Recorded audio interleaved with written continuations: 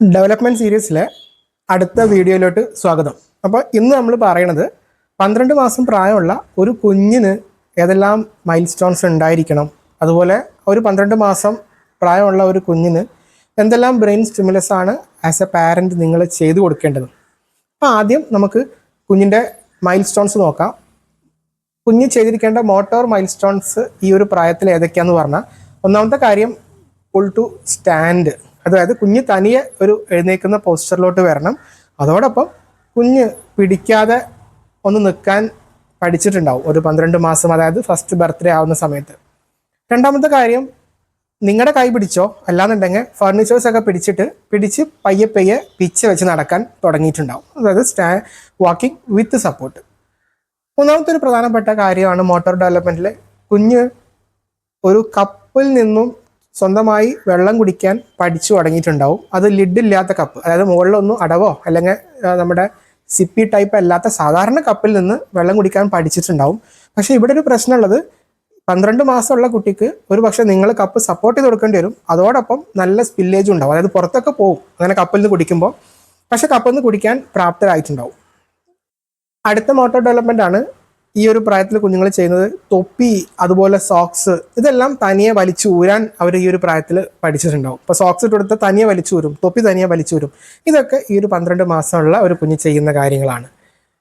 അതോടൊപ്പം അവർക്ക് ഒരു കുഞ്ഞു വസ്തുക്കൾ, ഇപ്പോൾ ഒരു ബീഡ് അല്ലെങ്കിൽ ചെറിയ ക്യൂബ്സ് ഒക്കെ ഈ 2 ഫിംഗേഴ്സ് വെച്ച് മാത്രം പിടിക്കാൻ പഠിച്ചു തുടങ്ങിയിട്ടുണ്ടാവും. പണ്ട് അവർ ഇങ്ങനെ എടുക്കുക, ഇത് കറക്റ്റായിട്ട് ഇതുപോലെ എടുക്കാൻ പഠിച്ചു തുടങ്ങുന്നുണ്ടാവും, കുറച്ചും കൂടി ഡെവലപ്പ് ആയിട്ടുണ്ടാവും.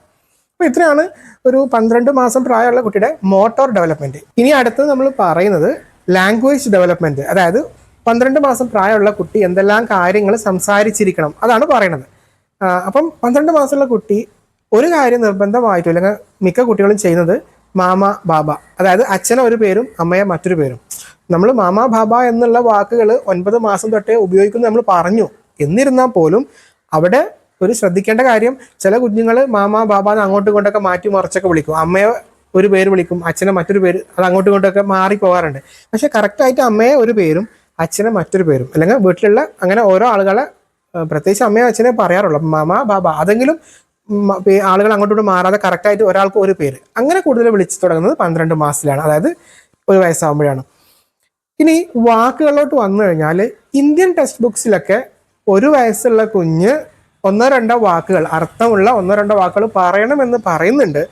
എന്നിരുന്നാൽ കൂടി ഫോറിൻ ലിറ്ററേച്ചറുകളിൽ, പ്രത്യേകിച്ച് CDCയുടെ ഒക്കെ അവർ 1 വയസ്സിലുള്ള കുട്ടി 1-2 വാക്കുകൾ പറയണമെന്ന് നിർബന്ധം പറയുന്നില്ല. ചില കുട്ടികൾ പറയാം, അപ്പോൾ അത് പറയാത്ത കണ്ടുകൾ പേടിക്കണ്ട. 1-2 വാക്കെന്ന് പറയുമ്പോൾ കോമൺ ആയിട്ട് ഉപയോഗിക്കുന്ന ഷൂസ്, ഏതൊരു വസ്തു, ആപ്പിൾ, അങ്ങനെ എന്തെങ്കിലും നിങ്ങൾ കോമൺ ആയി പറയുന്ന കാര്യം. പക്ഷെ അങ്ങനെ പറയുന്നത് പോലും പൂർണ്ണമായിരിക്കില്ല. ചിലപ്പോൾ ഷൂസിന് ചൂച്ചു അങ്ങനെയൊക്കെ ആയിരിക്കാം. എന്തായാലും ഇന്ത്യൻ ടെക്സ്റ്റ് ബുക്സിലാണ് 1-2 വാക്കുകൾ പറയണമെന്ന് പറഞ്ഞത്. പക്ഷേ CDCയിൽ അത് അവർ അത്ര നിർബന്ധം പറയുന്നില്ല. 15 മാസം വരെ ആയാലും കുഴപ്പമില്ല. അപ്പം അതാണ് കുഞ്ഞിൻ്റെ ലാംഗ്വേജുമായി ബന്ധപ്പെട്ട് 1 വയസ്സുള്ള പാരൻസ്. ഇനി അടുത്തതാണ് സോഷ്യൽ ഡെവലപ്മെൻറ്റ്. അപ്പം 12 മാസം, അതായത് ഫസ്റ്റ് ബർത്ത്ഡേ കഴിഞ്ഞ ഒരു കുഞ്ഞിന് ഉണ്ടായിരിക്കേണ്ട സോഷ്യൽ ഡെവലപ്മെൻ്റ് ആണ് നിങ്ങളുടെ പാരൻസിൻ്റെ കൂടെ അല്ലെങ്കിൽ മറ്റ് കെയർ ഗീവറുടെ കൂടെ നല്ലോണം ഇൻട്രാക്ട് ചെയ്ത് കളിക്കാൻ തുടങ്ങും ചെറിയ രീതിയിൽ. അതോടൊപ്പം ഇപ്പം നിങ്ങളൊരു ചെറിയ ബോൾ എടുത്തിട്ട് ഒരു വലിയ കപ്പിലോട്ട് ഇട്ട് കാണിച്ചു കൊടുത്തു, അവരതുപോലെ ഇട്ട് കാണിക്കാൻ കഴിയാറുണ്ട്. അതോടൊപ്പം മറ്റൊന്നാണ്, ഈ 12 മാസം ആകുമ്പോഴാണ് അവർക്കൊരു ഒബ്ജക്റ്റിനെ നിങ്ങൾ മറച്ചു വെച്ച് കഴിഞ്ഞാൽ, നമ്മൾ 9 മാസത്തിലെ വീഡിയോയിൽ നമ്മൾ പറഞ്ഞു, 9 മാസം തൊട്ട് 12 മാസം വരെ പ്രായമുള്ള കുട്ടികൾക്ക് ഒരു ഒബ്ജക്റ്റ് നമ്മൾ മറച്ചു വെച്ച് അവർക്ക് അറിയാം. അതായത് നിങ്ങളൊരു ബോൾ എടുത്തു, എന്നിട്ട് നിങ്ങളിങ്ങനെ ബാക്കിലോട്ട് വെച്ചു, അപ്പോൾ അവർക്ക് അറിയാം ആ ബോൾ എവിടെയോ ഉണ്ട്, പോയിട്ടുണ്ട്. അപ്പോൾ അവരിങ്ങനെ അതിന് തപ്പും. പക്ഷെ കറക്റ്റായിട്ട് അവർക്കത് കണ്ടുപിടിക്കാൻ അറിഞ്ഞൊന്നും വരില്ല. പക്ഷെ 12 മാസമായ കുട്ടി, ഇപ്പോൾ സപ്പോസ് നിങ്ങളൊരു ബോൾ എടുത്ത് ഒരു ബ്ലാങ്കറ്റിന് താഴോട്ട് വെച്ചു, അപ്പോൾ അവർക്ക് അറിയാം അത് അല്ലെങ്കിൽ അവൾക്ക് അറിയാം അത് ബ്ലാങ്കറ്റിന് താഴെയാണ്.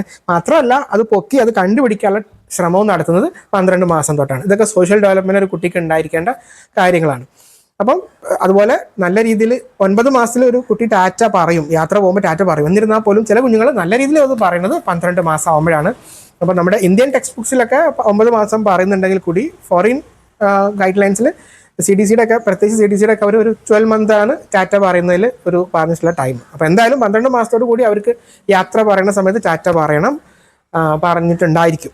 അതാണ് ഒരു സോഷ്യൽ ഡെവലപ്മെൻറ്റിൽ ഈ പ്രായത്തിലുള്ള കുട്ടിക്ക് പറയാനുള്ളത്. ഇനി നമുക്ക് എന്ത് നോക്കാം, 12 മാസം പ്രായമുള്ള അല്ലെങ്കിൽ 12 മാസം കഴിഞ്ഞു 15 മാസത്തിന് ഇടയ്ക്കുള്ള കുഞ്ഞുങ്ങൾക്ക് 12 തൊട്ട് 15 മാസം വരെ പ്രായമുള്ള കുട്ടികൾക്ക് അവരുടെ ഈ ഒരു ഡെവലപ്മെൻ്റ് ഒക്കെ മെച്ചപ്പെടുത്താൻ വേണ്ടി ഒരു പാരൻ്റ് എന്നുള്ള നിലക്ക് നിങ്ങൾക്ക് എന്ത് ചെയ്ത് കൊടുക്കുക എന്നുള്ളതാണ് ഇനി പറയുന്നത്. അതിൽ ഒന്നാമത്തെ കാര്യം നമ്മൾ സംസാരിക്കുക എന്നുള്ളത് തന്നെയാണ്. തുടർച്ചയായി അവരോട് സംസാരിക്കുക. അതിന് ഒന്നാമത്തെ വഴി എന്താ?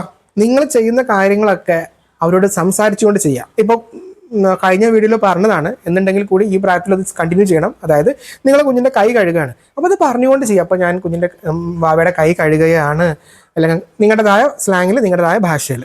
അതാണ് ഒന്നാമത്തെ കാര്യം. അപ്പോൾ തുടർച്ചയായിട്ടുള്ള സംസാരം അവർക്ക് കൂടുതൽ ലാംഗ്വേജ് വേർഡ്സ് കിട്ടാനും അവരുടെ ലാംഗ്വേജ് ഡെവലപ്മെൻറ്റിനും സഹായിക്കും. രണ്ടാമത്തെ കാര്യമാണ്, കുഞ്ഞ് ഏതെങ്കിലും വസ്തുവിലോട്ട് പോയിന്റ് ചെയ്യുന്നുണ്ടെങ്കിൽ ആ വസ്തുവിനെ കുറിച്ച് നിങ്ങൾ എക്സ്പ്ലെയിൻ ചെയ്യുക. അല്ലെങ്കിൽ കുഞ്ഞ് ഏതെങ്കിലും വസ്തുവിലോട്ട് നോക്കുകയാണെങ്കിൽ അതിനെക്കുറിച്ച് കൂടുതൽ പറയാം. 9 മാസത്തിൽ നമ്മൾ ചെയ്യേണ്ടതാണ്, അത് ഓൾറെഡി പറഞ്ഞതാണ് കഴിഞ്ഞ വീഡിയോയിൽ. എന്നിരുന്നാലും ഈ പ്രായത്തിൽ അത് തുടരണം. അതായത് ഇപ്പോൾ കുഞ്ഞ് ഒരു വസ്തുവിനെ നോക്കുകയാണ്, ഇപ്പോൾ ഒരു കുഞ്ഞ് ഒരു ഓടിക്കൊണ്ടിരിക്കുന്ന കാറിനെ നോക്കുകയാണെങ്കിൽ പറയാം, നിങ്ങളത് എക്സ്പ്ലെയിൻ ചെയ്ത് കൊടുക്കുക. ഇതൊരു കാറാണ്, കളർ ഇതാണ്, ചുമ്മാ പറഞ്ഞുകൊണ്ടിരിക്കുക.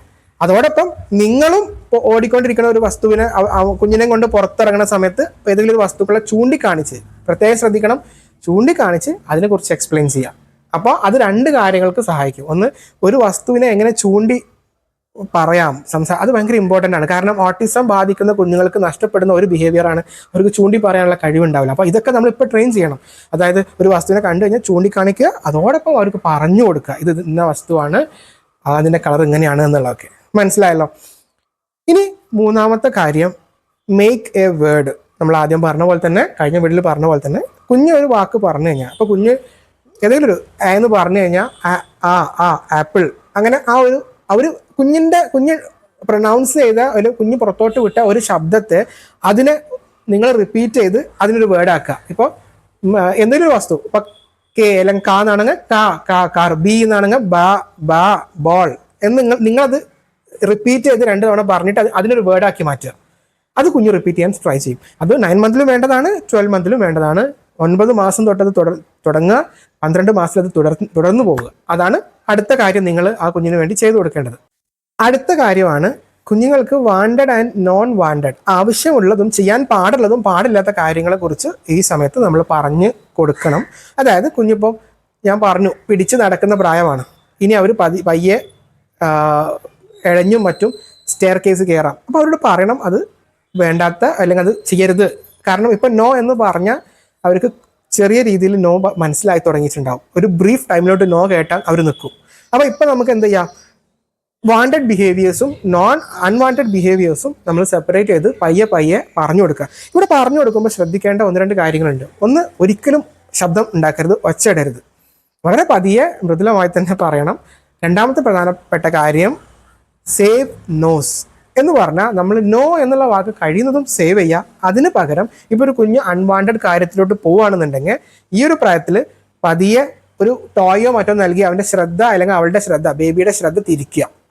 അപ്പോൾ അതാണ്ടാണ് അവിടെ CDC ഒരു വാക്ക് ഉപയോഗിച്ചത്, സേവ് നോസ് എന്ന് ആ വാക്ക് അവർ ഉപയോഗിക്കാൻ തന്നെ കാരണം ഒരു 2 വയസ്സുകാരനോ കാര്യയോടോ അല്ലെങ്കിൽ 2 വയസ്സായ ബേബിയോടൊക്കെ പറഞ്ഞാൽ കുറച്ചും കൂടി അവരെ ഉൾക്കൊള്ളാനും നമ്മൾ ഒരു റിസ്ക് ബിഹേവിയർ മനസ്സിലാക്കാനൊക്കെ പ്രായമുണ്ട്. പക്ഷെ ഇവർക്ക് അത് മനസ്സിലായിട്ടില്ല.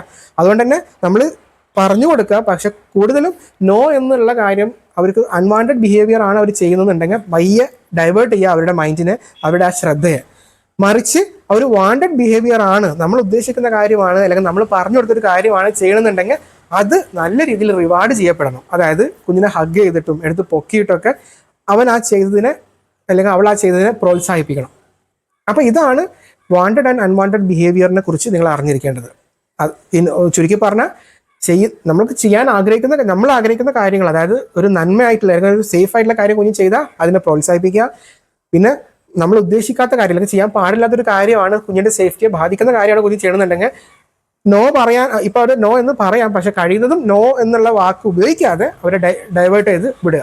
ഇതാണ് അടുത്ത കാര്യം. അടുത്ത പ്രധാനപ്പെട്ട കാര്യമാണ് ടി വി അല്ലെങ്കിൽ മറ്റ് മൊബൈൽ സ്ക്രീനുകൾ. സ്ക്രീൻ ടൈം കൂടുതലും കൂടി വരുന്ന ഒരു പ്രായമാണ് 12. 1 വയസ്സൊക്കെ ആകുമ്പോൾ കൂടുതൽ അവർ അടുത്തുള്ള ആളുകളൊക്കെ എന്താ ചെയ്യണം എന്നുള്ളത് കൂടുതൽ അവെയർ ആയിക്കൊണ്ടിരിക്കുകയാണ്. അതുകൊണ്ട് തന്നെ ഈ ഒരു പ്രായത്തിൽ TV, സ്ക്രീൻ ഇതെല്ലാം 2 വയസ്സ് വരെ നിർബന്ധമായി ഒഴിവാക്കണം. മറ്റൊരു കാര്യമാണ്, ഈ പ്രായത്തിൽ അവർ ഇഴഞ്ഞു തുടങ്ങാൻ സമയമായി. അപ്പോൾ തീർച്ചയായും ചെയ്യേണ്ട കാര്യമാണ് നിങ്ങളുടെ ഹോമിനെ, നിങ്ങളുടെ വീടിനെ ബേബി ഫ്രണ്ട്ലി ആക്കണം. അതെങ്ങനെ ചെയ്യാന്നുള്ളത് ഇൻസ്റ്റാഗ്രാമിൽ നമ്മൾ ഓൾറെഡി ഒരു വീഡിയോ ചെയ്തിട്ടുണ്ട്. എന്ന് പറഞ്ഞാൽ സ്റ്റെയർ കേസിൽ ഒരു ബാരിയർ വെക്കുക, അങ്ങനെ ഒരുപാട് കാര്യങ്ങൾ, ഒരു 10-15 കാര്യങ്ങൾ നമ്മൾ ഇൻസ്റ്റാഗ്രാമിൽ ഓൾറെഡി പറഞ്ഞിട്ടുണ്ട്. ഇൻസ്റ്റാഗ്രാം ID ഇതാണ്, ഇതിൽ കയറി നിങ്ങളൊന്ന് പരിശോധിക്കുക. അടുത്ത കാര്യമാണ് ഭക്ഷണവുമായി ബന്ധപ്പെട്ട്. 12 മാസത്തിൻ്റെ പ്രത്യേകത എന്താണ്? പലതവണ പറഞ്ഞതാണ്, ഒരു കുഞ്ഞ് തൻ്റെ പാരൻസ് കഴിക്കുന്ന ഭക്ഷണത്തിലോട്ട് മാറാനുള്ള, അതായത് ഫാമിലി പോട്ട് തുടങ്ങാനുള്ള സമയമാണ് 12 മാസം. അപ്പം നിങ്ങൾ എന്ത് കഴിക്കുന്നോ അതെല്ലാം കഴിപ്പിച്ച് തുടങ്ങാൻ പ്രായമായി. പശുവും പാല് കൊടുത്തു തുടങ്ങാൻ സമയമായി. ഇതെല്ലാം 12 മാസത്തിന് ശേഷം നടക്കുന്ന കാര്യങ്ങളാണ്. അതെല്ലാം കൊടുത്തു തുടങ്ങുക. പ്രധാനമായിട്ട് ഈ ഒരു സമയത്ത് പറയാനുള്ളത്, ഡിഫറെൻറ്റ് ടേസ്റ്റ് അവരെ പരിചയപ്പെടുത്തേണ്ടത് ഈ പ്രായത്തിലാണ്. അപ്പം ഡിഫറെൻറ്റ് ടേസ്റ്റ് എക്സ്പ്ലോർ ചെയ്യാൻ ഒരു സാഹചര്യം അവർക്ക് ഒരുക്കുക. ഡിഫറെൻറ്റ് ടേസ്റ്റ് പരീക്ഷിച്ച് നോക്കുക. Different taste in the sense multiple ആയിട്ടുള്ള ഫ്രൂട്ട്സും വെജിറ്റബിൾസും എല്ലാം വളരെ നല്ല രീതിയിൽ ആഡ് ചെയ്യണം. നിങ്ങളുടെ ഫാമിലിയിൽ നിങ്ങൾ എന്ത് കഴിക്കുന്നോ അതെല്ലാം കുഞ്ഞിനെ കൊണ്ട് കഴിപ്പിക്കണം. അതാണ് 12 മാസത്തിൽ ഫീഡിങ്ങുമായി ബന്ധപ്പെട്ട് അറിഞ്ഞിരിക്കാനുള്ളത്. അതോടൊപ്പം ഒരു പോയിന്റ്, ഈ സമയത്ത് നമ്മൾ 9 മാസം തൊട്ടേ കുഞ്ഞിനെ കൊണ്ട് തനിയെ കഴിപ്പിക്കാനുള്ള പ്രോത്സാഹനം വേണം. 12 മന്തിൽ എന്തായാലും നിങ്ങൾ ഒരു നേരത്തെ ഫുഡെങ്കിലും ആ ബേബിക്ക് വെച്ച് കൊടുക്കണം. അതെല്ലാം പുറത്ത് കളഞ്ഞ് ആകെ ഒരു കൗസ് ആയിരിക്കും. പക്ഷെ എന്നിരുന്നാൽ പോലും സെൽഫ് അല്ലെങ്കിൽ സ്വന്തം പ്ലേറ്റ് എന്നുള്ള ഒരു ആശയം IAP പറയുന്നുണ്ട്. അത് ഈ 12 മാസം ആകുമ്പോൾ എന്തായാലും നിങ്ങൾ ഒരു നേരത്തെ ഫുഡെങ്കിലും നിങ്ങൾ എല്ലാവരും കൂടെ പാരൻസ് കഴിക്കുമ്പോൾ കൂടെ കൊണ്ടിരുത്തി ഒരു പ്ലേറ്റിൽ എടുത്തു കൊടുക്കണം. അതിൽ സേഫ് ആയിട്ടുള്ള, അവർക്ക് വളരെ അല്ലെങ്കിൽ അവൾക്ക് വളരെ സിമ്പിളായി ചൂസ് ചെയ്ത് ഇറക്കാൻ പറ്റുന്ന ഫുഡ് ആക്കാൻ ശ്രമിക്കുക. അപ്പം ഇതാണ് ഫീഡിങ്ങിനെ കുറിച്ച് 12 month old ബേബിയിൽ നിങ്ങൾ ശ്രദ്ധിക്കേണ്ട കാര്യങ്ങൾ. ബാക്കിയുള്ള കാര്യങ്ങളൊക്കെ എങ്ങനെയാണെന്നുള്ളത് നമ്മൾ ഫീഡിങ് പ്ലേലിസ്റ്റിൽ ഓൾറെഡി അപ്ലോഡ് ചെയ്തിട്ടുണ്ട്. അപ്പോൾ അതൊന്ന് ചെക്കൗട്ട് ചെയ്യാം. ഇനി അവസാനമായിട്ട് 1 വയസ്സുള്ള കുഞ്ഞിനെ കുറിച്ച് പറയുമ്പോൾ നമുക്ക് പറയേണ്ട കാര്യമാണ്, ഫസ്റ്റ് ബർത്ത്ഡേ ഒക്കെയാണ്. നിങ്ങൾക്ക് ഏറ്റവും പ്രിയപ്പെട്ട അവർ ഉണ്ടായിട്ടൊരു വർഷം എന്ന് പറയുന്നത് വലിയൊരു കാര്യം തന്നെയാണ്. പ്രത്യേകിച്ച് പാരൻസിന്, പ്രത്യേകിച്ച് അമ്മമാർക്ക് ഒരു സല്യൂട്ട് നൽകേണ്ട ഒരു സമയത്തിലൂടെയാണ് കടന്നുപോയത്. കാരണം ഏറ്റവും ഡിഫിക്കൽട്ട് ആയിട്ടുള്ള ഒരു പീരീഡാണ് ആദ്യത്തെ 6 മാസം അല്ലെങ്കിൽ ആദ്യത്തെ 1 വർഷം. അത് വളരെ സക്സസ്ഫുൾ ആയി നിങ്ങൾ ക്രോസ് ചെയ്തു. അപ്പോൾ 1 year ആയി ബേബിക്ക്. ബർത്ത്ഡേ സെലിബ്രേഷനാണ്. അപ്പോൾ ടോയ്സിനെ കുറിച്ച് 2 വാക്ക് പറയാം. ഈ പ്രായത്തിൽ നമുക്ക് കുറച്ചും കൂടി സ്റ്റഫ്ഡ് ആയിട്ടുള്ള ടോയ്സൊക്കെ ഉപയോഗിച്ച് തുടങ്ങാം. അതായത് ടെഡി ബിയർ അങ്ങനത്തെ കാര്യങ്ങളൊക്കെ ഉപയോഗിച്ച് തുടങ്ങാം. അതോടൊപ്പം ഒരു കാര്യം CDC എടുത്തു പറയുന്നത്, മ്യൂസിക്കൽ ഇൻസ്ട്രുമെൻറ്റ്സ് കുറച്ചും കൂടി നല്ലതായിരിക്കും. കാരണം അവരെ കൊണ്ട് നോയ്സ് ഉണ്ടാക്കാൻ അല്ലെങ്കിൽ ഈ ശബ്ദം ഉണ്ടാക്കാൻ സഹായിക്കുന്ന രീതിയിലുള്ള ടോയ്സ് കൊടുക്കണമെന്ന് ഒരു സ്ഥലത്ത് അവർ പറയുന്നുണ്ട്. അപ്പോൾ അതും കൂടി ഉൾപ്പെടുത്താൻ ശ്രമിക്കുക. പിന്നെ ടോയ്സിനെ കുറിച്ച് പറയുമ്പോൾ ഈ ഒരു സമയത്ത് പറയേണ്ട കാര്യം, കുഞ്ഞുങ്ങൾക്ക് ഇഞ്ചുറി ആകാൻ സാധ്യതയുള്ള ഷാർപ്പ് എഡ്ജുകളുള്ള ടോയ്സ്, അതുപോലെ ചെറിയ കഷ്ണം അകത്തോട്ട് പോകാൻ സാധ്യതയുള്ള ചെറിയ പാർട്സുള്ള ടോയ്സ് നിങ്ങൾ ഒഴിവാക്കുക. ബാക്കി എല്ലാ ടോയ്സും കൊടുക്കാം. അതോടൊപ്പം ഈ ബട്ടൺ ബാറ്ററി പോലത്തെ ഈ റിമോട്ട് കാറുകളിലൊക്കെ ബാറ്ററി വരുന്ന അങ്ങനത്തെ വസ്തുക്കളും കഴിയുന്നതും ഈ പ്രായത്തിൽ അത് അനുയോജ്യമല്ല. വീട്ടിൽ ആർക്കെങ്കിലും മറ്റു കുഞ്ഞുങ്ങളത് ഉപയോഗിക്കണമെങ്കിൽ ഇവരൊന്ന് ശ്രദ്ധിക്കണം. കാരണം ഇവരെല്ലായിടത്തും വായിലിടുന്ന പ്രായമാണ്. അപ്പോൾ അതും കൂടി ഒന്ന് ഓർക്കുക. ഇത്രയാണ് 12 മാസം പ്രായമുള്ള ഒരു കുഞ്ഞിനെ കുറിച്ച് ഒരു ചെറിയ സമയം കൊണ്ട് പറയാൻ കഴിയുന്നത്. അപ്പോൾ നമുക്കിനി 15 മാസത്തിലുള്ള കുഞ്ഞിൻ്റെ ഡെവലപ്മെൻറ്റ്, അതുപോലെ സ്റ്റിമുലസ്, ഇതുമായി അടുത്ത വീഡിയോയിൽ കാണാം. ബൈ.